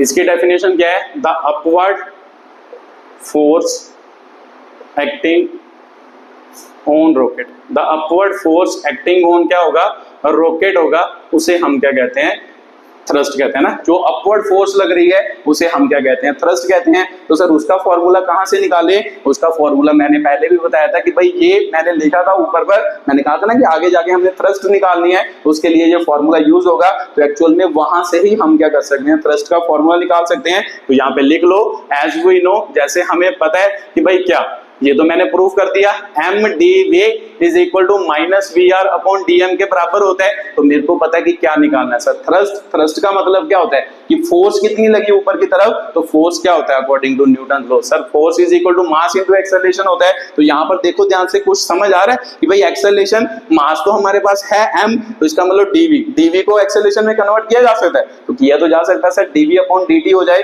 वो क्या होती है एक्सेलरेशन। तो यहाँ पे लिख लो डिवाइड बाय क्या होगा dt, बोथ साइड दोनों साइड पे हमने क्या किया dt के साथ डिवाइड, क्योंकि dv अपॉन dt का मतलब होता है rate of change of velocity, वो क्या होता है सर आपकी एक्सेलरेशन होती है। तो फिर इधर क्या बना m dv upon dt is equal to minus we r dm बन गया। तो सिंपल सी बात है इधर भी dt हो गया, तो इसका मतलब m, इसको क्या लिख लेंगे एक्सेलरेशन, इसका मतलब minus we r dm upon dt हो गया। तो इसका मतलब सर यहाँ पर एक्सेलरेशन की वैल्यू भी निकाली जा सकती है। तो इसका मतलब एक्सेलरेशन कितनी बनी, m इधर मल्टीप्लाई उधर जाके डिवाइड हुआ, इसका मतलब minus we r upon m dm upon क्या होगा dt। तो ये आपके एक्सेलरेशन की वैल्यू निकली जब उसका मास कितना होगा m क्या होगा, मतलब उस मान लो क्या रॉकेट का क्या होगा मास, उस वक्त उसकी कितनी एक्सेलरेशन होगी, इतनी क्या होगी एक्सेलरेशन होगी। ठीक है, तो ये एक फॉर्मूला बन गया। तो मुझे पता है सर मास इंटू एक्सेलरेशन क्या होता है फोर्स होती है। तो फोर्स मान लो रॉकेट पर फोर्स कितनी लग रही है, तो सिंपल सी बात है रॉकेट की फोर्स को ही हम क्या कहते हैं थ्रस्ट फोर्स। अगर थ्रस्ट फोर्स निकालनी हो तो ये वाला फॉर्मूला, अगर एक्सेलरेशन की वैल्यू निकालनी हो जब उसका मास कितना होगा रॉकेट का m होगा, तो उसका फॉर्मूला क्या होगा ये होगा। ठीक है, तो एक फॉर्मूला ये हो गया, दो फॉर्मूले पीछे मैंने आपको समझाए हैं, ये हो गया एक्सेलरेशन निकालनी है तो ये वाला फॉर्मूला। ठीक है, तो बट एक और फॉर्मूला है, वो क्या है वो भी मैं एक्सप्लेन कर देता हूं। ठीक है, ये बातें आपको समझ आई होंगी कि कैसे थ्रस्ट निकाली जाती है, कैसे बर्न आउट क्या निकाली जाती है, स्पीड निकाली जाती है, कैसे मान लो क्या है रॉकेट का मास निकाला जाता है जब उसकी आपको क्या दी हो कुछ सेकंड में कितना फ्यूल कंज्यूम कंज्यूम हो रहा है या कितना मतलब गैसेस वो इजेक्ट कर रहा है, वो वाली वैल्यू गिवन हो। ये वाले सारे क्या होते हैं फॉर्मूले। तो अगर आपने ध्यान से चीजों को समझा हो तो एक्चुअल में हम तो सर मुझे पता है कि जब रॉकेट ऊपर की तरफ, ध्यान से देखना अब मैं क्या बोल रहा हूं, जब रॉकेट ऊपर की तरफ जा रहा था तो सर आपने मान लो क्या किया, लो ये रॉकेट ऊपर की तरफ जा रहा है तो ऊपर की तरफ इसके ऊपर थ्रस्ट फोर्स लग रही है ना, तभी तो ऊपर जा रहा है, इसके ऊपर थ्रस्ट फोर्स लग रही है तभी तो ऊपर का जा रहा है। तो सिंपल सी बात है सर, आपने तो सिर्फ क्या लिया, यहाँ पर एफ थ्रस्ट की वैल्यू निकाले, वो कितनी आई minus we R D M upon D T. तो यहाँ पर आपने सिर्फ ऊपर वाली फोर्स ली, तो ऊपर वाली फोर्स ही होती है और कोई फोर्स नहीं होती। तो ध्यान से देखो, आपको तो पता है सर, हमने तो पीछे पढ़ा है कि एक्चुअल में रॉकेट में ऊपर की तरफ फोर्स लग रही है, तो ऊपर का तो हमने केस ले लिया। तो एक्चुअल में हमें पता है कि भाई इसके एक फोर्स तो नीचे की तरफ भी लगती है, जिसे हम क्या कहते हैं, एमजी कहते हैं, वेट ऑफ क्या कहते हैं, रॉकेट कहते हैं। तो सिंपल सी बात है सर, वेट ऑफ रॉकेट तो आपने लिया ही नहीं, तो वेट ऑफ रॉकेट हमने क्यों नहीं कंसीडर किया, क्योंकि हम मतलब जो केस डिस्कस किया है उसमें हम मानते हैं कि ग्रेविटी है ना, रॉकेट तो बहुत स्पीड से जाता है, रॉकेट की बहुत ज्यादा एक्सेलरेशन होती है, तो बहुत ज्यादा एक्सेलरेशन होगी, उस एक्सेलरेशन के विद रिस्पेक्ट टू ग्रेविटी को हमने क्या माना था, जीरो माना था। जो भी मैंने केस डिस्कस किया है, जितने भी फॉर्मूले मैंने डिस्कस किए हैं, उसमें मैंने क्या माना है, ग्रेविटी को क्या माना है, जीरो माना है, ये वाले फॉर्मूले में ना। मान लो जनरली आपको एक्सेलरेशन पूछा जाता है, मान लो थ्रस्ट फोर्स पूछा जाता है, तो एक्चुअल में ये दोनों वैल्यू कब आए, जब ग्रेविटी की वैल्यू को हमने क्या माना, अप्रोक्सीमेट जीरो माना है। तो जरूरी थोड़ा ना कि ग्रेविटी जीरो ही होगी। मान लो अगर रॉकेट मान लो एक तो रॉकेट होता है जो मान लो हमारे जो नासा वाले करते हैं या हमारे इसरो वाले क्या करते हैं लॉन्च, उसकी तो एक्सेलरेशन बहुत ज्यादा होती है। तो एक तो सर दिवाली वाले भी तो आते हैं रॉकेट जिस पर हम आग लगाते हैं और ऊपर की तरफ जाता है, तो उसकी थोड़ा ना इतनी ज्यादा एक्सेलरेशन होगी, उसमें हम एक्सेलरेशन ग्रेविटी की निगलेक्ट कर लेंगे। तो आपका मेरा आंसर होगा उसमें आप ग्रेविटी को निगलेक्ट नहीं कर पाओगे। जब आप दिवाले वाले रॉकेट चलाते हो उसमें एक्सेलरेशन ड्यू टू ग्रेविटी को निगलेक्ट नहीं किया जा सकता। हाँ, इसरो वाले रॉकेट या नासा वाले रॉकेट में ग्रेविटी ऑफ एक्सेलरेशन मतलब ग्रेविटी को क्या किया जा सकता है, निगलेक्ट किया जा सकता है। तो जो मैंने केस डिस्कस किए हैं तो मैंने तो नासा वाले रॉकेट के लिए किया है, तो जरूरी थोड़ा ना कि भाई हमें नासा वाले क्वेश्चन आएंगे या इसरो वाले क्वेश्चन आएंगे, हमें तो दिवाली वाले भी आ सकते हैं। तो इसका मतलब फिर हमें जी को भी क्या करना होगा, इंक्लूड करना होगा। तो ठीक है, तो जो मैंने फॉर्मूले पीछे इंक्लूड किए हैं, मतलब जो भी केस डिस्कस किए हैं, तो मान लो एक्चुअल में उसमें मैंने जी को इंक्लूड नहीं किया है ना, इंक्लूड नहीं किया।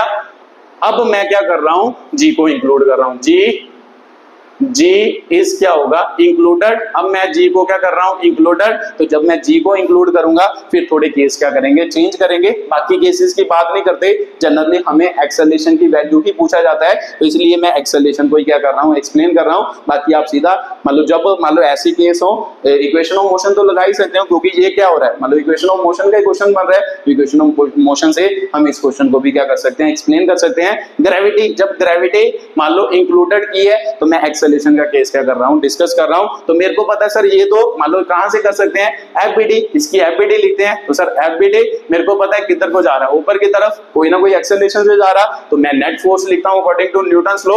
नेट फोर्स किसके बराबर होती है ना, मैंने आपने पीछे समझाया कि नेट फोर्स जिस तरफ मान लो एक्सेलरेशन हो उस तरफ की फोर्स बड़ी होती है, तो इसका मतलब फोर्स ऑफ थ्रस्ट माइनस क्या होगा, नीचे वाली फोर्स छोटी, बड़ी वाली से छोटी माइनस करनी होती है, एफ थ्रस्ट माइनस क्या होगा, mg होगा। तो सिंपल सी बात है सर, नेट फोर्स क्या होगा, mass of rocket into acceleration. अब ये ध्यान रखना है कि भाई नेट फोर्स आप कब निकाल रहे हो, किस मास के लिए निकाल रहे हो। तो सिंपल सी बात है, वहां पर वे वाला मास आएगा। अगर आप मान लो इनिशियली एक्सेलरेशन निकाल रहे हो तो यहाँ पर m नॉट a नॉट आएगा। अगर आप 10 सेकंड बाद निकाल रहे हो तो यहाँ पे 10 सेकंड वाला मास आएगा, और एक्सेलरेशन भी क्या आएगी, 10 सेकंड वाली आएगी। ठीक है, ये बात ध्यान से बात समझना। जो मैं कह रहा हूँ कि एफ नेट किसके लिए लिख रहे हो, ये बात भी जरूरी है। अगर आप नेट फोर्स किसके लिए लिख रहे हो, है ना, नेट फोर्स आप ओरिजिनल मास के लिए लिख रहे हो, है ना। मान लो टाइम इज इक्वल टू 0 के लिए लिख रहे हो, तो फिर यहाँ पर m not a not F T minus क्या आ जाएगा, mg आ जाएगा। तो सब यहाँ से मान लो हमने एक्सेलरेशन निकालनी है, तो a नॉट की वैल्यू क्या होगी, a नॉट की वैल्यू होगी एफ थ्रस्ट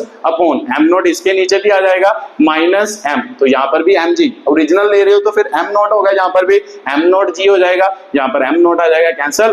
तो यहाँ पर यहाँ तो सीधा ही लिख लो, है ना, मान लो सीधा याद रखो कि भाई क्या होगा, F thrust minus m naught j upon क्या हो जाएगा, m नॉट हो जाएगा। ये एक्सेलरेशन आ गई जब आपने ओरिजिनल मास माना है, टाइम इज इक्वल टू 0 पर माना है। तो अगर मान लो time is equal to t पर बात करोगे तो फिर f नेट की वैल्यू क्या होगी सर, इधर क्या होगा, mass at this time into acceleration क्या होगा दिस टाइम, इसके मतलब ft माइनस क्या होगा m एट मतलब दिस टाइम इनटू क्या होगा j, तो सर एक्सेलरेशन क्या आएगी ft माइनस mj अपॉन मान लो क्या होगा क्या होगा m होगा। ठीक है, तो सर यहां से निकल जाएगा। तो ft की वैल्यू तो आपको पता ही है, थ्रस्ट फोर्स कितनी लग रही है, ये लग रही है, तो ये यहाँ पर थ्रस्ट फोर्स की वैल्यू आ जाएगी ना, ये तो लिख ही सकते हो थ्रस्ट फोर्स की वैल्यू वहां से लिख सकते हो। तो सर a नॉट की वैल्यू क्या होगी मान लो माइनस वी आर मान लो m नहीं लिखना, थ्रस्ट फोर्स लिखनी है vr इनटू क्या होगा dm अपॉन dt। तो सॉरी इधर लिख लेते हैं, अच्छे तरीके से लिखते हैं इसको। ठीक है, तो चलो मान लो इधर लिखें तो क्या बनेगा आपको, मान लो इसका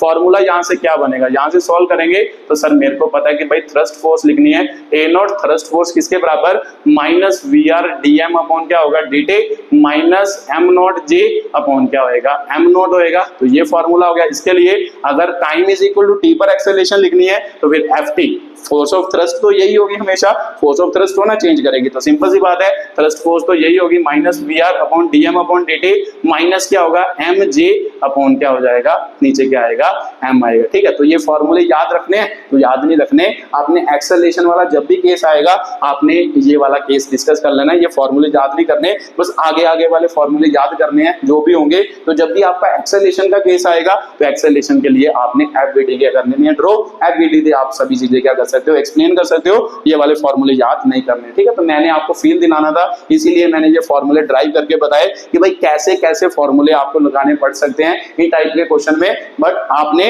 ये वाले फॉर्मूले याद नहीं करने। जब भी आपने ग्रेविटी को इंक्लूड करना है तो एक्सेलरेशन को लेना है, एक्सेलरेशन जब भी लेनी होगी तो फिर सिंपल सी बात है सर एक्सेलरेशन जब लेनी होगी तो आपने क्या करना है ये वाला केस कंसीडर करना है। ठीक है, तो जनरली रॉकेट वाले केस में एक्सेलरेशन जब आपको पूछेगा तो ध्यान रखना है कि एक्सेलरेशन आपने कब लेनी है ग्रेविटी की, जब एक्सेलरेशन क्या होगी मतलब उसके कंपेरेबल होगी। जैसे रॉकेट ऊपर की तरफ जा रहा है, अगर 20 मीटर पर सेकंड से स्क्वायर से जा रहा है तो सिंपल सी बात है 20 मीटर पर सेकंड से रॉकेट ऊपर की तरफ जा रहा है तो नीचे ग्रेविटी 10 मीटर पर सेकंड के लिए लग रही हो, इसे निगलेक्ट कर सकते हैं? तो आपका आंसर होगा सर नहीं कर सकते। तो सिंपल सी बात है, अगर आपको बोला हो कि भाई वो ऊपर से 2000 मीटर पर सेकंड की स्क्वायर से जा रहा है, नीचे की तरफ 10 मीटर पर सेकंड से लग रही है, तब आप इसको निगलेक्ट कर सकते हो। तो इसका मतलब आप एक्सेलरेशन से समझ सकते हो कि ऊपर की तरफ एक्सेलरेशन कितनी है, अगर ज्यादा होगी तो फिर निगलेक्ट कर देना है, अगर कम होगी तो फिर निगलेक्ट नहीं करना। ठीक है, तो बस ये याद रखना है, ऐसी चीजों को याद रखना है। ठीक है, तो मैंने आपको हर एक चीज डिस्कस कर दी है, तो ये वीडियो को देखने के लिए बहुत बहुत धन्यवाद।